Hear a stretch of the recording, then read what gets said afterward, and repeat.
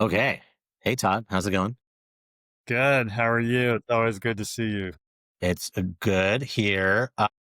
Where are you at right now? Are you on your compound? Where would one find you right now? Well, I always wish I was on my compound, but I am not. I am in Redmond, close to the Microsoft compound where you and I both worked a while back. I love it. So, AI is getting really good. And so I gave AI the simplest prompt. Do you know who Todd Holmdahl is? And it goes, are you referring to the Todd Holmdahl? Da, da, da, da. So I was like, make me a 3 sentence intro. It's kind of good. So I'm going to read it.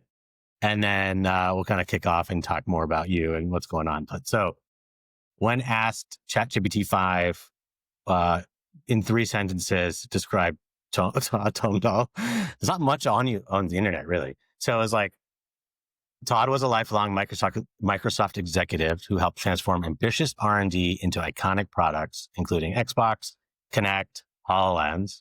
Later, as corporate VP for Microsoft Quantum, he led the company's push into topological qubit research and expanded Azure Quantum into a multi-vendor ecosystem. Interesting. But more importantly to me, for me personally, this is not me talking. You are my first hardware teacher. You didn't really know it because we had a couple layers between you and me.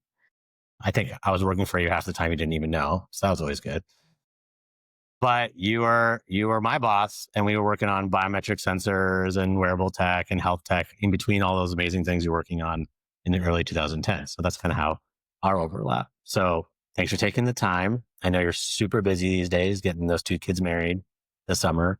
I was talking to one of our former colleagues, Brian, and I was like, in typical Todd fashion, he operationalized and executed two weddings in one summer to get him like how efficiently. I was like, I don't think he planned it, but it sounds like a Todd thing to do. It's like, how efficiently can we manufacture these two weddings and get them through the process? So, um, thanks for taking the time. So the reason we're doing these, we have these 200 fellows around the world. You're one of these folks that are in my network. As we build Conduit, it's about how do we take the wisdom and knowledge and access and all the stories and lessons learned of building physical tech and taking deep tech out of research and translating them in technology. And the people who did those have lessons that need to be translated into the next generation of founders. And that's kind of the fundamental crux of the fund and the studio and all the things. So we're trying to record these. Don't know if people are going to listen to it, but it's great for the founders who come through Conduit to listen to and then can reach out to you and take insights from it. So I'll kind of like walk us through this, but I think what's most interesting that founders come to me and talk to me about are how unique and different everyone's career journeys were behind the things that we built every day. People use things you've built over and over and over again, build millions and millions of units every day. So I'd love to go back to little Todd and like, where's little Todd from? What was he like as a teenager? Was he always into hardware and mechanical engineering and technology? And then how did you get to Microsoft? Let's cover a little bit of that. Yeah, no, that's great. Thank you for having me. And to be clear, I always knew you were in my organization. You were the shining star. Yeah, I could never overlook you and your tech. the thorn in your side, probably, Yeah. but yeah, I got it. Yeah, Again, it's great to be here. Looking back, I am one of those people that I knew when I was 8 years old that I wanted to be a double E. I come from a family of my dad's a double E. My grandfather was a double E who worked on Grand Coulee Dam. And I got my first teeth kit when I was 8. These are these like little, I know what it is. oh, yeah. So Yeah. yeah, I didn't realize you were that old, but I mean, I'm a geriatric millennial, they say. there you So go. yeah, And so from that point on, I was dialed in. I grew up on a farm and I knew I did not want to be a farmer. That was way too much work. And so finished high school. I went to school in California, got my bachelor's and master's degree in Lee. California was not the right place for me. Just came back to Washington State. I started working at Fluke Manufacturing, which Probably one of the best places for an analog engineer to work. I mean, this is a test and measurement company, and they had some just really brilliant people there. They were building their own silicon, they were building their own test equipment. Oftentimes test equipment is X harder to build than the product that you're actually testing is. And so I did that for a while, and then there's this crazy company started in Redmond named Microsoft. They started going into input devices, building mice and keyboards and things like that. A couple of people from Fluke ended up going there. I got caught up in that wave in the 90s, and probably the one of the better decisions I made in my life. After that, I worked there as a double E for 3 years, and um, I came to the conclusion that I could be a better program manager than others, and I wanted to really broaden my ability to do public speaking and have an impact on products. And I moved into program management. Then that took off into group management, product unit management. There was this little thing called Xbox that we started thinking about in 1999, and they wanted somebody to run the hardware group for that. And I'm not a video gamer, but I got tabbed for that. My kids were very excited. They got to play all of the Xbox games we have. I don't know, thousands of Xbox games. I think they got so burned out of video games as a youngster that they actually started to read books and do stuff like that by the time they hit high school. But I did 3 Xbox launches from 99 to 2013. Did the original Xbox, Xbox 360, Xbox One. I led that team. In the During part of that, we started the Kinect program and the Hololens program. I get bored doing the same thing over again. So that those were interesting projects. I moved over to Hololens and some new products for a while. That's where you and I met on the health stuff. We did the band, and that I think was a product that was really before its time. But we did, we kind of set the wheels in motion on how you can use electronics to track your health, and the healthcare world needs a disruption, as we all know. And I think Yeah. this one way to do that. And then 2016, I got tabbed to run the quantum program. I had taken one quantum class in college, so I was well suited for it. Like everybody today who's a quantum it's, someone. it's a fascinating space. Everybody should read about it. It totally non-intuitive and really causes you to think differently about the world. And it's crazy that most of the universe is working in these quantum ways. We don't see it here often, but it's fascinating to understand it and understand like what it can do. So did that. And then I guess I did good enough or bad enough that they asked me to run the Azure hardware group at some point. So I was running all of the different Azure SKUs. There are tens of those, I don't know, hundreds of those that you pump out a year. So did that. And then I realized that that was enough for me. That Just a little yeah, bit, right? the Chat GPT thing was pretty good. I'll take the win on that. So it captured it pretty well. But yeah, been an I've been blessed. It's a linear career for me. It's something that I always wanted to do. I'm pretty decent at math and science. I always enjoyed new technology. Dealing with people is not as much fun as tech, but I've been blessed in a number of ways, and it's yeah, I can look back on and meeting people like you, and just look back on it as I have very fond memories of what we were able to accomplish together. Well, you've done a big arc in like 10 minutes. So let's I want to kind of jump into the nitty gritty on stuff because I think there's all the lessons beneath it all. Yeah.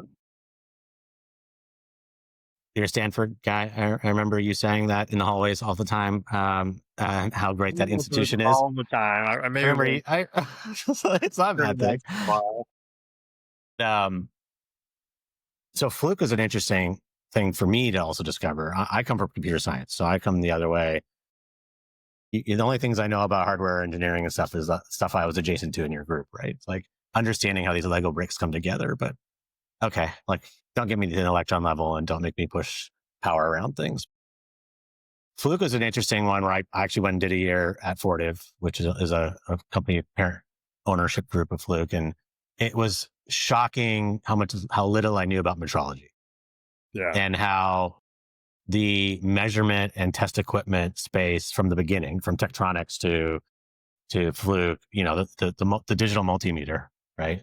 The amount of precision that goes in that and how that is the crux of everything that gets built on top of it, right? So from airplanes to missiles to, health devices. And if you're off by 6 decimal points, like things can go wrong, right? And it was just very insightful and humbling to be like, oh, we make consumer electronics, right? And you're like, but the equipment that makes the electronics have to be dialed in and have to be perfect, right? And so there's this like elite team of engineers still to this day, like building the tools that we use to measure. So when you like got there, how long did you spend at Fluke? You're fresh out of school at this point, right? Yeah, I got my bachelor's and my master's from Stanford, as you said. And I'd done one summer there, and I spent 7 years there as an engineer, eventually a staff engineer. I will say to your point that that was like one of the best foundations I could ever have in like understanding hardware. And I think I alluded to this a bit. Like building test equipment, oftentimes the test equipment has to be like 10x more precise Yeah. than the product that you're measuring. And so we were dealing with these A to D converters that had this incredible amount of precision associated with them. And you get, and we were building our own A to D converters on some really archaic semiconductors processes. But you are dealing with the actual like noise floor of the Hmm. transistors and of the amplifiers, and so you have to understand the device physics of building these things. And I remember running through these analysis, and it's like it's much more physics than it is double E, and so that set me up. I felt really well for the rest of my career just to get that baseline.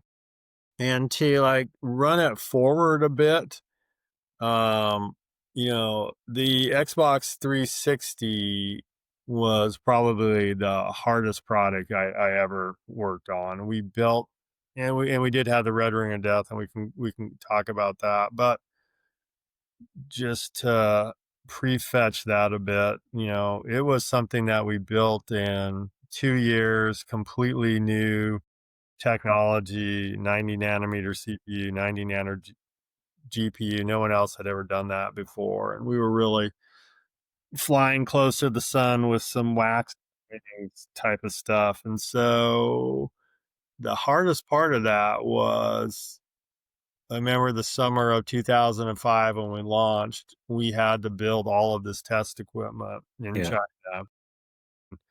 We ended up getting there in like July and August. Spent a couple months there piecing together this test equipment. And going back to the Fluke thing, it had to be, 10x better than the actual product that we were building. And so that was where we spent an incredible amount of time in getting that product to market. And it just showed to me just kind of reinforced the importance of the test equipment, just the fundamental nature of building test equipment, and how you often have to go to device physics in order to figure that stuff out, because you are pushing up against the boundaries of what you can buy off of the shelf typically. which is, again, we can get into this part later, but like, and then you come to quantum and you're like, oh, now what are our tools? Right. It's a totally different tool chain and tool set. Um, okay. So then Microsoft, we're talking what years we're talking about and what devices. Is this like post the cream and green mouse and we're doing IntelliPoint or Uniball like this? So did the mice have balls in it still? Like where are we at in this generation of, hey, Todd, we're going to start building like, hardware, PC hardware accessories at Microsoft. You should come over. Yeah, I that was in '94. I started there, and again, I was an engineer for the first 3 years there. And the first product I worked on was the Microsoft IntelliMouse. Remember the mouse with the wheel? Like before that, mice had just a ball, 2 dimensional, like, very mechanical base with a couple of little wheels inside that would block or not block LEDs and a receiver.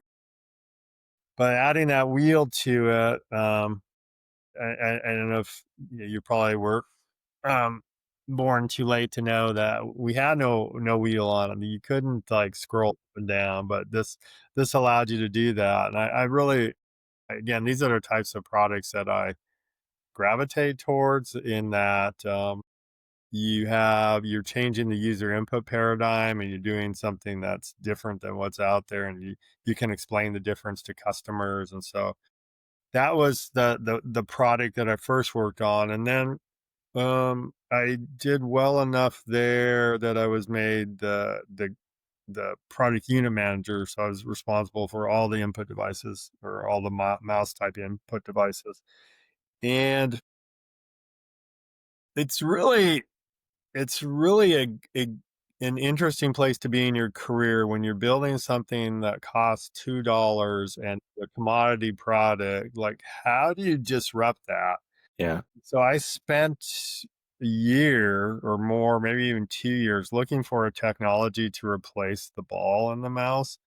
And it was working with what was HP at the time, that they had a sensor technology that effectively took a picture of a surface and then took another picture of a surface, and you could find like object in those two pictures, and then you could create a vector from the how far that object has moved in the two pictures, and you could use that to control a mouse pointer. And that's what we did. And I was like running the program that came up with the first Microsoft uh, mouse Said, that did not have a ball in it. And so was that IntelliPoint?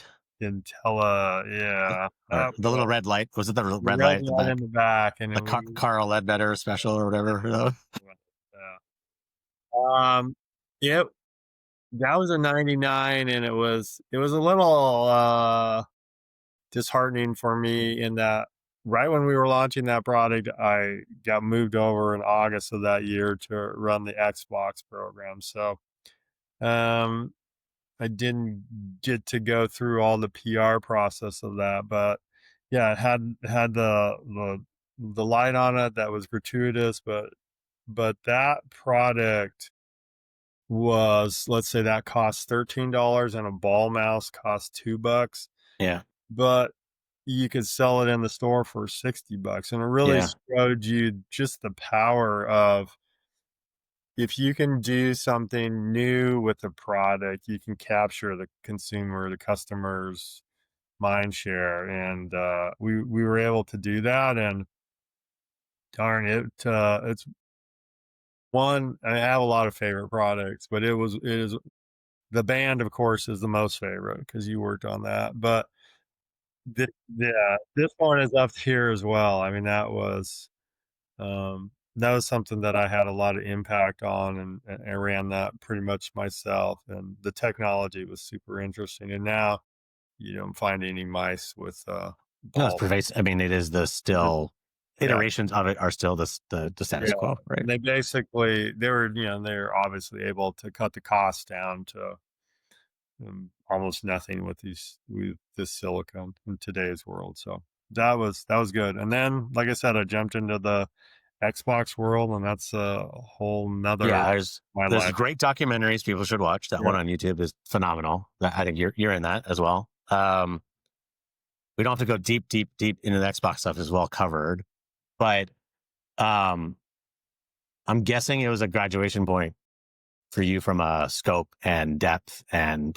how complicated these systems were. Because a mouse, the core technology, architecture, once the math is done, it's a simple, you went from PS2 to USB probably and all these other things. But now you're talking about a PC essentially with accessories and radios. And I don't know if that one had a radio, it had a radio pack, I think.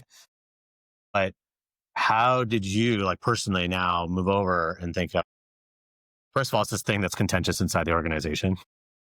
Some people hate it. Why are we doing it? What do we do? That whole thing. And we know that part. We don't have to get into that part. But as like a hardware engineer, move to kind of product owner and then getting put into this. So where in the suite of Xbox original were you in? And then like more personally, how did you see the challenge where you had to grow? yeah. No, that's the way the organization worked.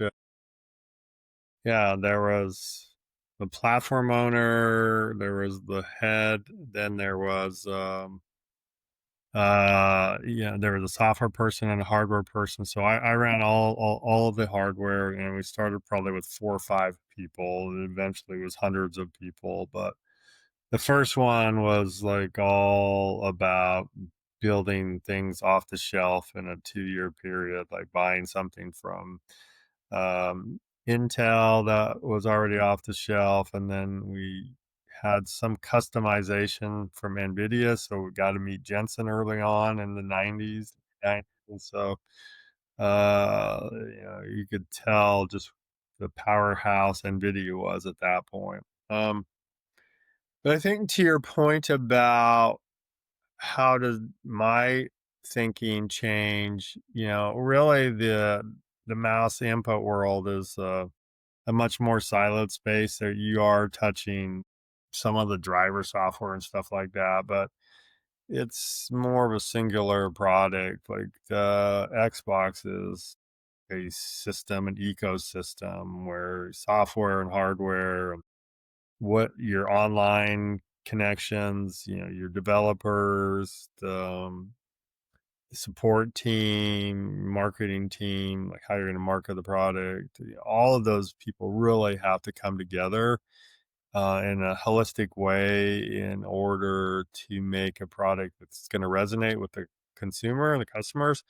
And I think that was one of the up levelings that I had to do myself, just like figure out how to work in this much bigger system. And the recognition that if we want to change the world and offer something different, it often means that we have to touch all parts of the stack in order to make that happen. That's you have to have a real cohesive vision for your product. You have to have the different groups working together very tightly. The communication has to be at an A+ level, and I think we did that for the most part. The product's a huge success today, I would argue. It started from nothing, and we did the work in order to get it to the place where it is today. Outside of, I mean, I got a piece of the Todd. So I got like the badass, like guys running the show for decades, Todd. But it's always interesting because I came as a software guy kind of through ID and then over and blended that over kind of in your world. But the this idea of like industrial design versus the hardware engineers, right? Like this ebb and flow and the marriage. And, you can read Apple in China and you can look at the Apple culture and ID versus engineering and who pushes who and all these other things. But I guess more personally, like what was your take on when Xbox was launching which had more like we had industrial design and human factors for mice and keyboards, which is kind of the paramount, right? But now we're talking about this brand, and this brand is less about form and function and more about brand as well. It's an object in your home, not a utility or a tool, right? Necessarily. The accessories we can talk that is also a different part of it. But how did like design and brand and how did that influence kind of how you had to think more holistically, or were you like, hey, my job is to engineer the box, like here's the system, but I'm guessing it influenced that checks and balances of thermals and size and all those other things because I got to see like that firsthand, going, oh, there's all these other physics concerns that actually change the design of the thing. It can't just be this only beautiful objects, etc. So I guess a little bit of insight in how your journey and your relationship with industrial design and brand and all the other parts of a business unit come together, and how like you carried that forward into your career. Yeah, and I think that's all part of the up leveling process. I think like Robbie and the leadership team on Xbox, Robbie Bach, who ran it when I was there, they did a good job with defining what the vision for the product was to be. They created this mechanism which was called the 330 300. I think Robbie still talks about it, but the what it means is like there's a 3 pager that talks about the vision. There's a 30 pager that gives you kind of the high level specifications of what the product's going to be. And then there's a 300 pager, which is all of the specifications that, your typical engineering specifications. And the idea is that, everything is aligned up that stack and down that stack. The marketing and the industrial design are all factored into it. And so, as an engineering manager, working with the ID group, you understand what type of a product that we're trying to deliver, what type of an ethos we're trying to create. And there are some fundamental things of physics that you obviously have to take into account, but you're also trying to work within the brand image that you're trying to create, and there are trade-offs that you're going to make there, but you have kind of the guidepost of how you're going to make these trade-offs, and how you should work through it. And I will say, in the box itself, I mean, it is a touch point. It is something very tangible that's always going to be there in your hands or in your living room. And so um I would always like to say, that has to have a very enduring impact, because you're going to see it so often, and you're going to touch that controller so often. And so um, it makes it's all that's important, but it just amplifies the importance of what you're trying to do, and to get it just right in the given amount of time that you have. And so I always enjoyed Carl Ledbetter, who you talked about. He was my roommate. We lived together for years, and so probably know more about industrial design than most double E's do. And so I understood the importance, while also recognizing that it's super. You also have to make sure you build a box that doesn't overheat. That's Yeah, I important as well. I took away something I never knew because I didn't come from this space. But when we were doing Xbox One and we're iterating on the controller, which some said don't touch the 360 controller because it's the greatest thing ever, I got to hear more about the history from the first one, which is the Todd Holmdahl size controller, to then the one that was the mass produced, and then 360, and then Xbox One, and then the next generation. But it was interesting to see, consumer electronics where it's a phone, a box, a PC. It's complicated, but it's static in many ways. So a design can be created, it can be defined, the ergonomics, human factors, the specifications, and it gets executed on it, and it exists. And then it has to like live and iterate through it until it dies. But input tools are always different because they have to last long. They have human factors. You have human sizing. You have different hands and profiles. And I don't, I don't know how involved, because I never asked you, like this idea of the golden hands. Like, can you comment on the golden hands and how you guys tuned? Like, what was I found even more interesting was between iterations, ID and human factors needed to iterate alongside an engineering schedule. And when you have a year or like call it 24, 20 months to do something, and you have your engineering, your EVs, your et cetera on the mechanicals and electricals, but somehow you're supposed to figure out how it fits every hand in the world.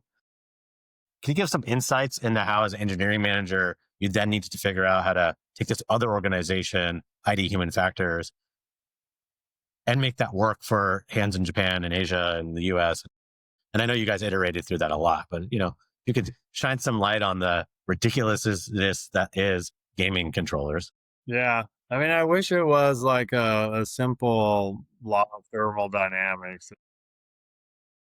If you build to this model, you will accommodate like 99% of the people in the world. Um, I mean, we were not there back in the late 90s and early 2000s with that, if that even exists today. But it is, whenever you deal with people, and I think you know this well, like you get every person is going to have their own opinion on something. And so trying to design something that optimizes for the largest set of people is important, and it's kind of a straightforward math problem, but when you actually execute it, it's a lot harder. So it's a mixture of ergonomics and ID, and I think at the time the ergonomics would say people wanted something that's more fuller in their hands, and so that was the first one that came out. And contrary to popular opinion, it wasn't based on my giant hand size, but That's the rumor mill. So I'm just trying to uh, confirm. Yeah. the story is a good story. Yeah, I You wish are I. like a 6'8" Yeah, I am giant. So 6'6", but I have a hard time palming a basketball. So I wish I had bigger hands. Would have maybe helped my dunking career. The and so I I give ourselves credit. These you build these things, you try it on a number of people, everybody has an input into it. Probably the sample size is always too small, and so I give ourselves credit in being able to turn that around pretty quickly. I think we were able to come up with a smaller controller within a few months because we were worried about the one that we had, and so we had the ability to replace it quickly. And ultimately, I think we got it right. Careers are interesting. If you're always, and I would like to say this about me, I was always trying to shoot for something that was right on the edge of what's possible. And whether, it's a red ring or this controller, if you're doing that, you're going to have things that don't work out. And I could be rationalizing at this point, but I understand. Yeah, I think it's more important to take risk and try to do something that's that's different, that's hard, and sometimes it's not going to work out, but sometimes when it does, you're going to get a success. And I will say, like, within a 4 or 5 year period, I had the optical mouse come out, I had Xbox come out, we had the Xbox 360. Those are programs I'm super proud of, and I do think that we were really trying to hit a mark that allowed us to differentiate from what else was out yeah, there, and it also allowed us to create a product that people wanted. naturally, um, we had a cross point that you don't even know about. I was taking notes like through my brief journey. I did 10 years, right? My brief journey. And I remember when I was a intern, I was over on tablet PC, building 32, and the PrimeSense guys came to us, and they Love want and those they things. Yeah. and they had a Gorilla Pod prototype, and they had mapped it to the tablet flicks. Because if you remember, tablet had you could swipe on the top and they would do flicks. And that was the PM for flicks. That was my intern. I took over flicks. And so they were like, we have this prototype. I remember going to the conference room and they were like, look, you can wave your hand and it'll do the tablet injection. So they just injected it into the mouse, right? Or the accessibility API. And I was like, and I remember I was going like, okay, this is cool, but you should probably go across the street and talk to those guys. Right. And then I remember we made that original intro over to MSR folks. And then somehow you guys then took over and turned it to secret product. So Natal, was that what you That's called it? what it was, yeah. I kind of just want to double click a little bit on, okay, so we're building accessories and then we evolved to build very complicated PCs, right? With cutting edge GPUs and silicon and drives and networking and crazy thermals, and things have to run forever and do ridiculous compute. And then this thing comes along.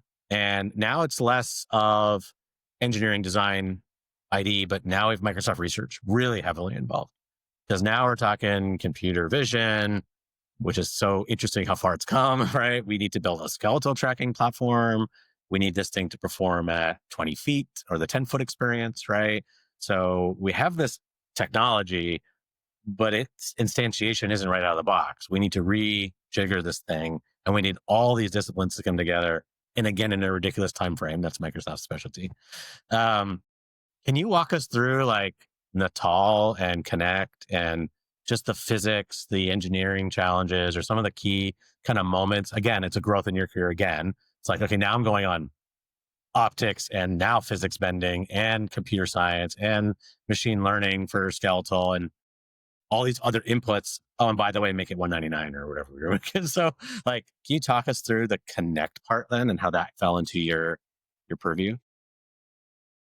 Yeah, um that was another fun part of my career, but after launched the 360 in 2005 and I spent a year or two trying to fix the reliability problems. I think Nintendo had their product called the Wii. Yep. Remember that what it was? Yeah. The Wii With the launch, accelerometer controller. Yeah. yeah, accelerometer controller, and we were trying to. It was gaining a lot of traction, and there were people trying to copy that in Microsoft, and I just thought that was the wrong direction to go. So, thanks to you sending PrimeSense over to us, we tried to do a different thing, and PrimeSense was an Israeli company that basically had the ability to shine an infrared pattern on a wall, and if something moved within that pattern, they could use a sensor, and they knew what the deformation in the pattern should look like depending on how far away you could be, and then effectively they could effectively determine how far something was away from you. And so that gave you another dimension. It gives you the Z direction if X and Y was the wall itself. And so the idea there, and my wife loves this tagline, you are the controller. Like you don't need anything else. Like you are the controller. And it was a hit when it came out. I think we won some sort of Yeah. award and like the most products ever sold. So we took that um, that technology and we actually applied machine learning to it, and it was like, so this is like the 2008 time frame, and we remember the Amazon Turks. Like we would get a bunch of people Yeah. and we would like we would get data from it, and we would label the data like this is somebody's arm, this is somebody's leg, all the machine learning aspects of it. Like hundreds and hundreds of people, because you had to deal with all sorts of different body size, people wearing clothes, different lighting conditions, different skin colors, like all these things like had to be done right. I and it worked. It, gosh darn it worked enough for us to create this product. And I remember telling my kids at the time, it's 2008, 2009, they were in high school, you should obviously do something you love to do, but this machine learning AI thing is going to be a big deal someday. A lot of people were probably saying this at the same time, but they both, have their AI degrees from Stanford, and they're doing pretty well. So they actually listened to their dad at the time.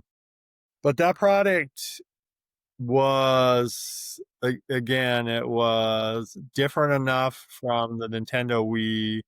It used some really amazing technology that we had to refine. Like, it's easy to create one of something that works for one person. Like, the real trick, and I think this is where engineers make their real money, is getting it to work on a million people, a million times a day, or whatever your number is. And Kinect did that.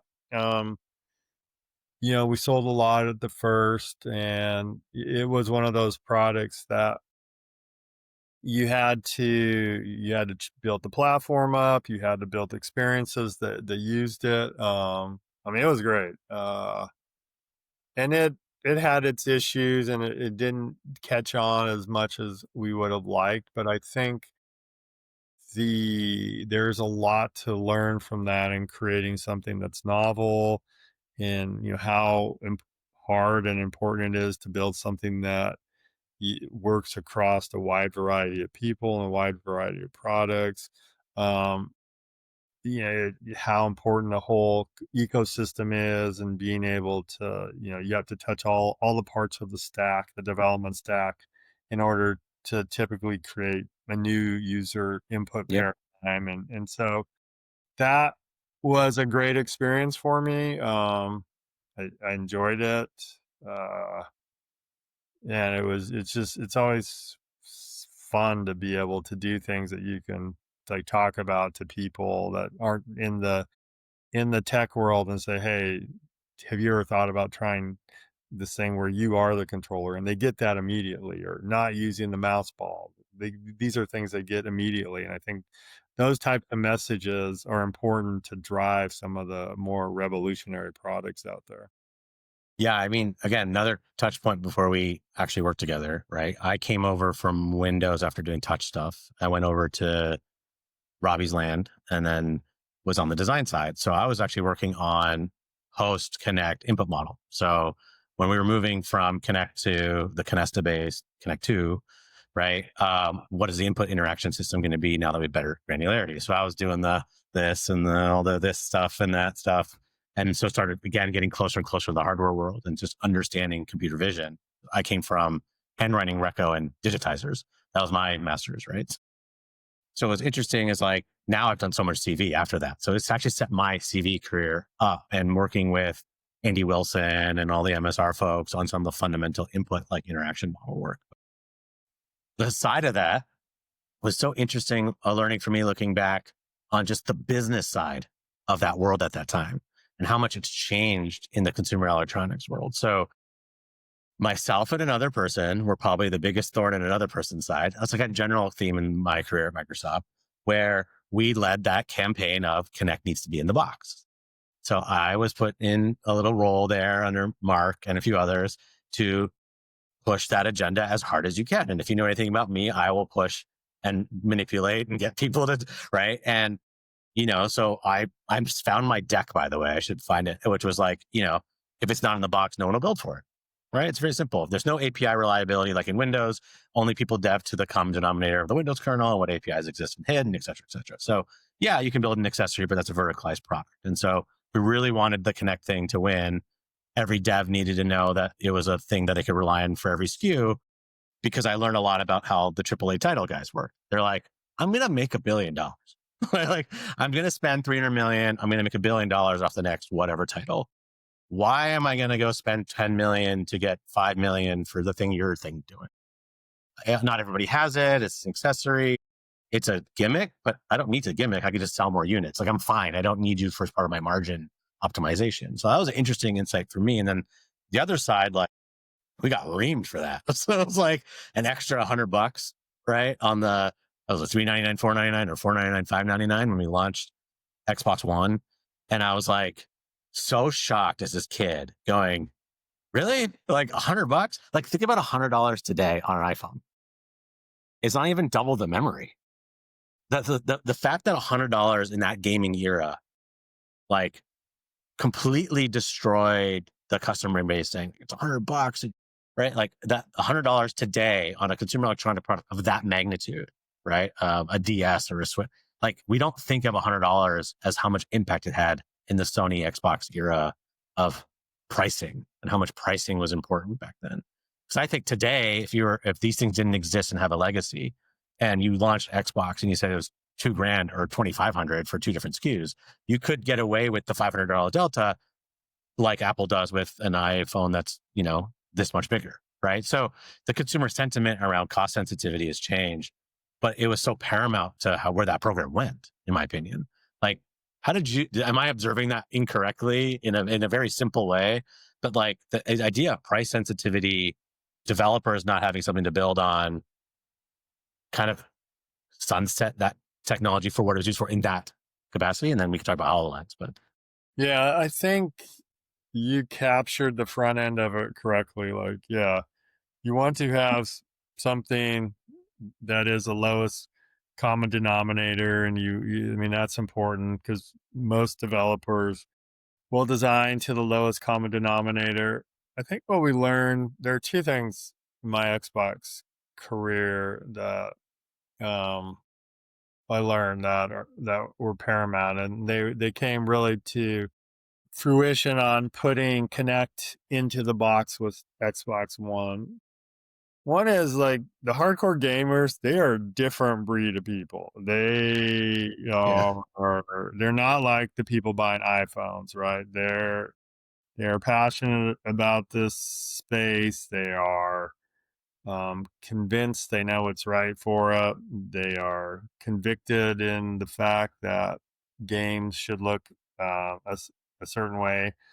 They are the tip of the spear on where the game community goes, and so the Kinect product itself did not win those people over, and Yeah. so that was a very, very tough sell after not getting them to buy into it. And then the second part that's equally important is that I don't think we had the right content to sell. Like $100, to your point, is and was not that big of a difference, but it is a big difference if there is no content Yeah. that makes it um, makes it viable to buy that product.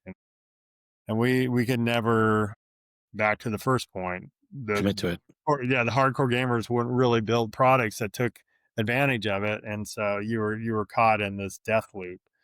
Um, Again, you got to try hard things, and we were able to move away from that, but I think that was a good lesson to learn, and I think your your insight is spot on.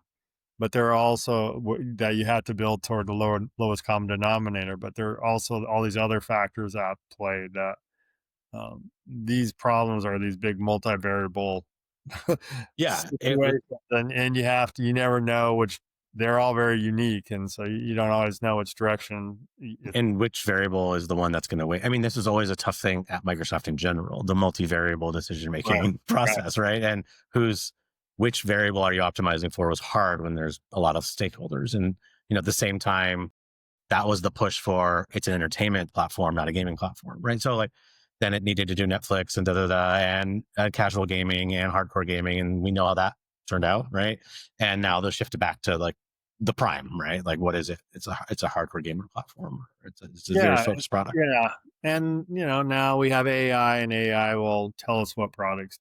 So I mean, it's so much easier. Okay, I know we got only a little bit of time left, but I want to jump into our stuff, and I actually don't know some of this stuff because I never asked, which is weird, I guess, at the time.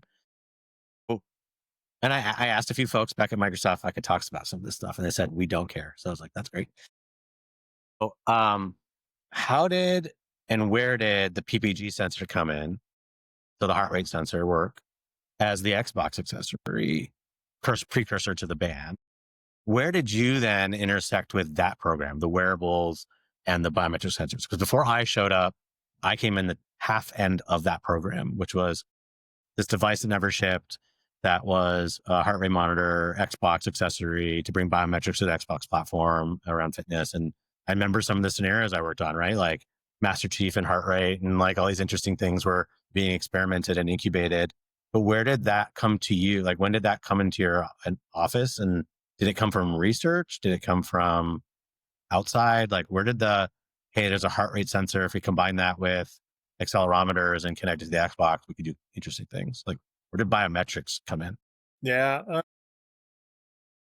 Like by 2013, I had done 3 Xbox launches in my life, and that felt like enough. And again, I would be hard pressed to be one of those people that stayed in Xbox for 25, 30 years. I probably could have done that, but that just wasn't my personality. So I moved on and I started looking at new products. I took the HoloLens with me, was one of the products that I took with me.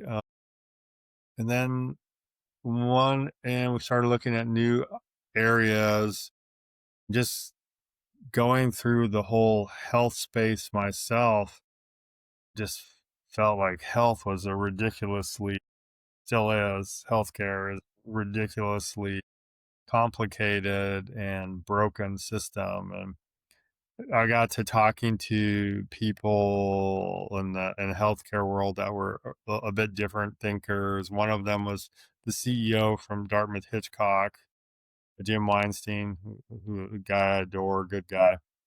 But he had all these ideas about um, using sensors in order to help you predict these major crises earlier on in order to alleviate some of the cost coming down the road if you could head these things up. And it's a great idea, but you have to get people to adopt it.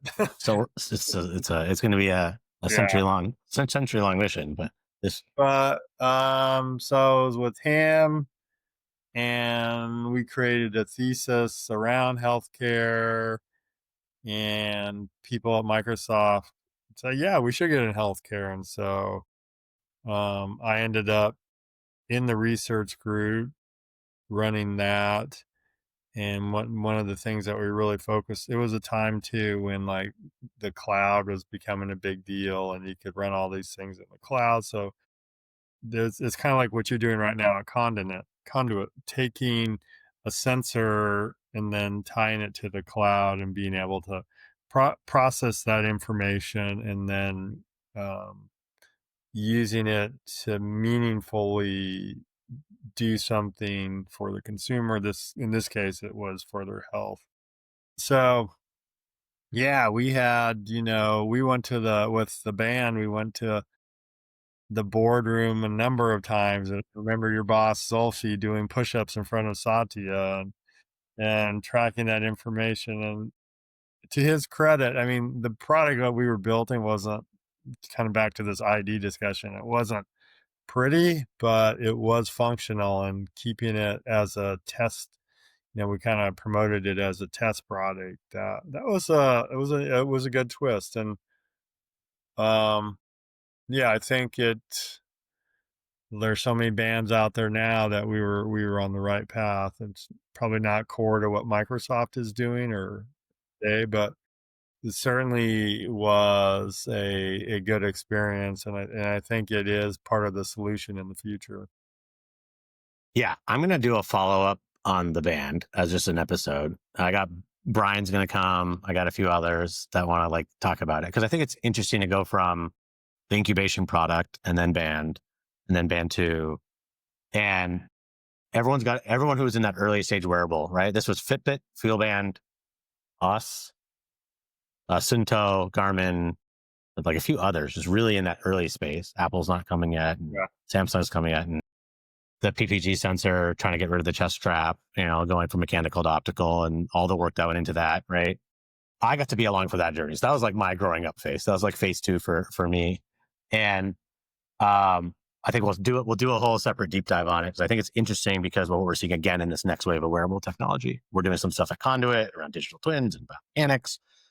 But we're also seeing finally how some of the algorithmic side is trying to do some prediction and some analysis and how it's hitting up with the FDA and, with Whoop and all these other folks. But I had a comment from Brian Bilodeau, so our other colleague there, and I asked him what he was at. We were having a dinner with a bunch of other innovators in Seattle. And I said, like, what's the biggest disappointment in technology? And if you know anything about Brian, he'll tell you the disappointments all the time.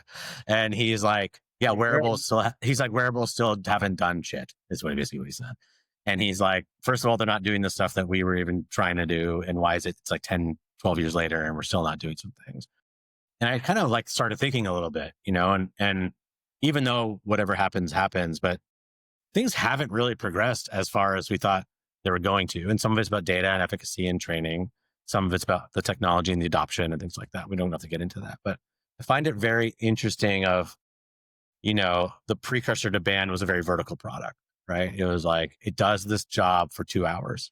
It is a wearable for 2 hours, right? It's like a very specific fitness thing. And then, okay, we got to build a product that works with your phone and works all day. And the T discussion comes up. And I think it's happening again now.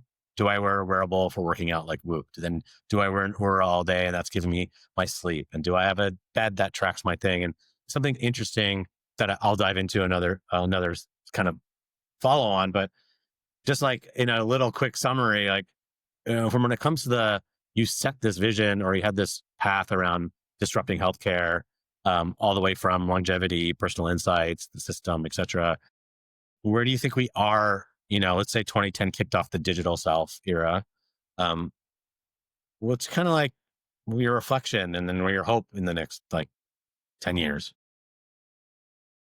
Yeah, I mean, I think Brian is right. It's not lived up to the hype. Part of that's the developers, myself included. I always found, and I don't wear a band now, but Like I don't wear anything anymore uh, because uh, we kind of understood how much it was a behavior change platform as well as a health platform. And it's interesting to see where it's at. yeah, my for two reasons for me. One is because once I, once I'd worn it for a bit and I knew what my heart rate was doing, I could my body could tell me what it was doing, and so I didn't need that piece of information any longer. It was already like patterned in my brain. The second was like healthcare doesn't use it today. I mean, the insurance companies have such a lock on the inertia associated with healthcare that it's just not a real driving factor at this point, and maybe it will be in someday. I think in the next 10 years in the US in particular, something is going to happen because healthcare costs are so expensive. There's so many people that don't have access to it, that want access to it, that need access to it, that there's going to be a change. It's hard to predict these things. I'm not going to try at this point, but 10 years from now, I think it'll be completely different. And I do believe it'll be for the better. One of the great things about the US is there are a lot of smart people like trying to solve problems and they get rewarded for it. And so, a lot of smart people come here and continue to come here and like yourself and Brian and that I think that that will lead to success. All right. Last little bit. And then a little words of wisdom. Quantum. So you're like, I'm working on biometrics, I'm working on healthcare, I'm working on computer vision, all this physics, bending, analog, digital, signal processing, ML on hardware. And then quantum comes along. And I was gone by then. So I left in 16. Can you give us a little bit of like how that conversation started and how Microsoft decided, let's do this? And how are we going to, I think, how do you approach it is different. It's not, hey, we're building an accessory. We want to build a optimized PC for gaming. We want to build these interesting technologies, computer vision, et cetera. This is a whole different approach to how we're going to build an organization that's very research forward.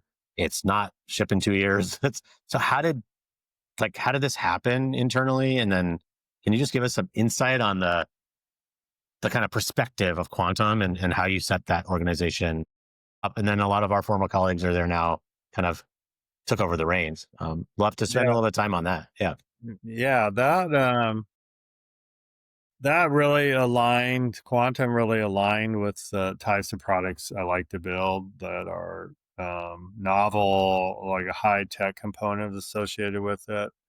Like I had no idea we were working on quantum, but I think I started like running the group in 2016, somewhere around there.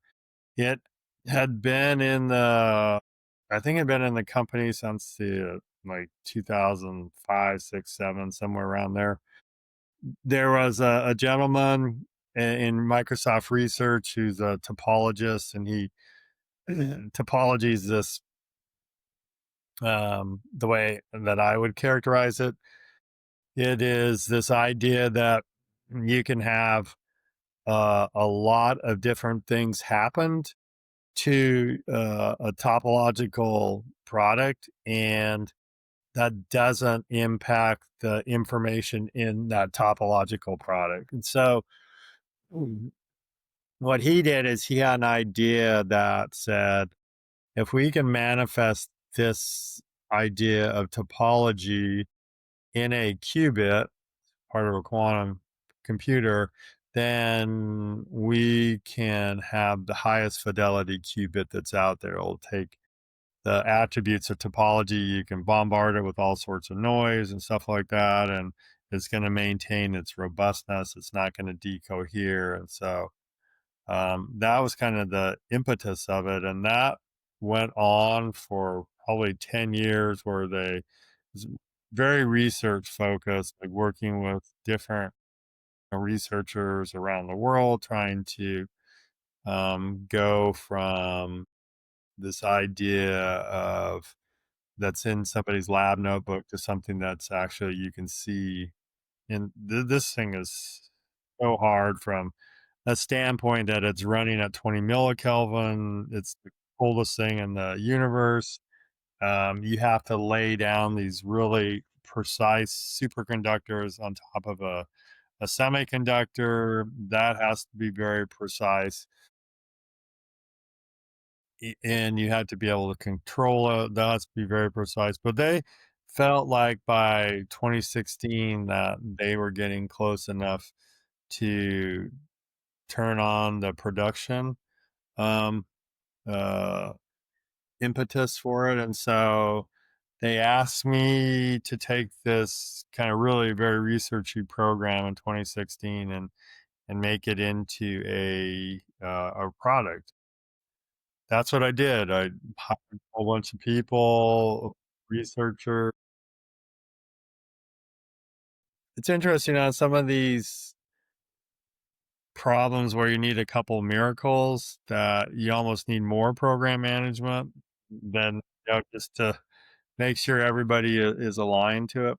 So there's in the research, my kind of mental model for this was really to take the best of both worlds, the research world where you're trying to build one of something, and the production world where you're trying to build a million of something, and try to get those two cultures to come together. And I think it's a great mental model. I don't know how successful it is. I think Zolfi and Brian and others are continuing to carry that on. And they've kind of built off of that same platform that we talked about. But I did that for 3 years, and yeah, again, by the end of it, I was also running all of the data center hardware as Yeah. well, amongst other things. So it was less of a focus for me, but um, it is, and I said this earlier, it is the most mind bending concept. Try to think of, a thing being two things or multiple things at once, Yeah. and how that opens up all of these different different problems you can solve because of that. I mean, it's just very the ability to do computation is just mind-boggling if you can have both a 0 and a 1 at the same time. But it's the first thing in a long time that really I felt stretched the neurons in my brain. Yeah. Just like, wow, I really had to think differently about the world. And so I was, so we put that in place.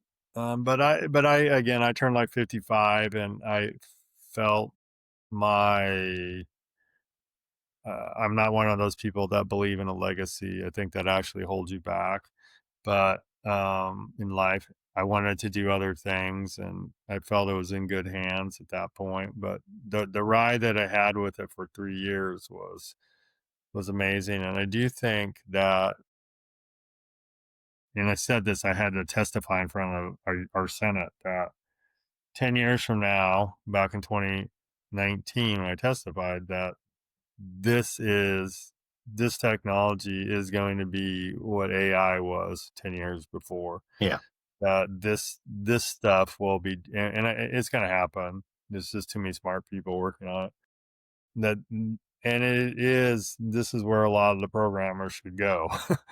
It's a different way to do computation. I mean, there's still a lot of hard problems like ChatGPT is not going to solve these things. Not right now. Good place to finish off, because I know I've had you for a long time. Um, okay, so then you decided, okay, it's time to move on from this. So now we're in the W-2 list land, Todd. And I'd like to say, as a person who, you're one of the better operators out there of like all time in our industry. So now you've had your break. Your kids have both gotten married. What are we, how are we getting Todd in his new form? What are we doing? I mean, you're still a young man. You still have like 20, 30 years. What's getting you interested? How do you want to get involved? I'm going to send you all the founders working on really cool stuff, and you're going to give them the words of wisdom because that's how we operate. But what's like just, I know you're reading lots of quantum physics books, et cetera, but what are we thinking about next? Like, what are you pondering? What's like Yeah, interesting? no, these are really good questions. What I try to do, like I knew I was pretty certain I was gonna retire at 55. So from 50 on, I focused a very mental exercise. Like my identity is not tied to my job, and so that took a while. And I read some books that just about two books that I read. One was called Denial of Death by Ernest Bacher. Won a Pulitzer Prize for it. He was dying of colon cancer at the time, but he said like people do these legacy projects because they fear death, and that they have kids because they fear death, and who knows if it's right or wrong, but it touched me at the time. And it's like how much I care about legacy. I mean, I'd rather just live a life that is I'm enjoying at the time. Yeah. And then I read Man's Search for Meaning by Viktor Frankl. I think a lot Yep. of people have read that, but he has a section in there about like it's okay to be a masochist if you know you're a masochist and you want to be a masochist. Like, just own it.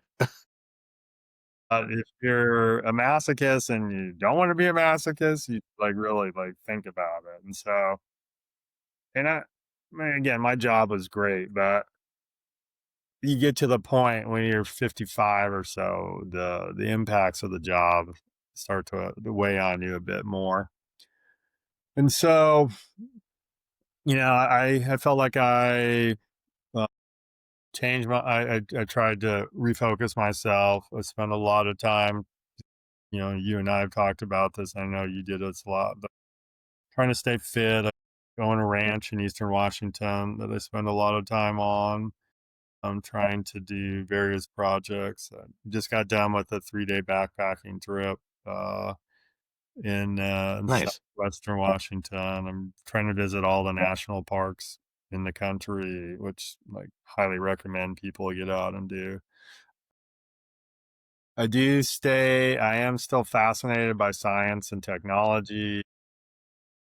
Read through a whole bunch of quantum books, read through a whole bunch of Hmm. relativity books. You and I have talked about that. My latest thing is I'm on my third thermodynamics book. I'm just trying to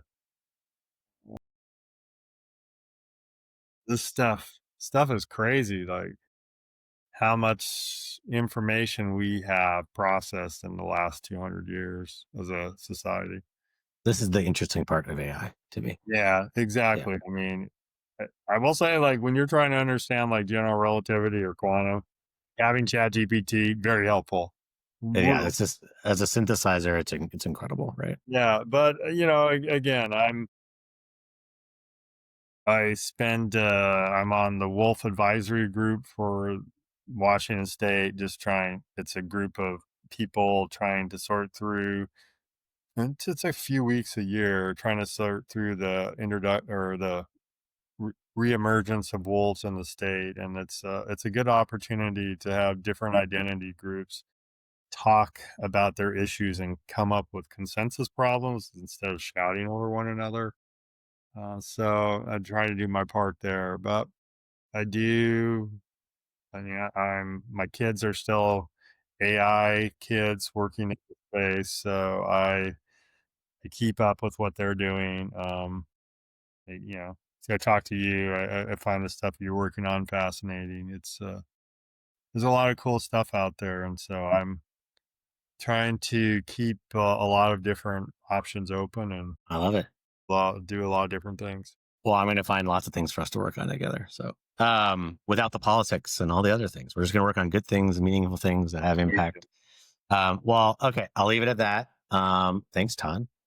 Hamish, always Let's get some coffee soon. And I'll chat with you soon. always good. Thanks for making the time for this, and you're doing great work. Talk soon.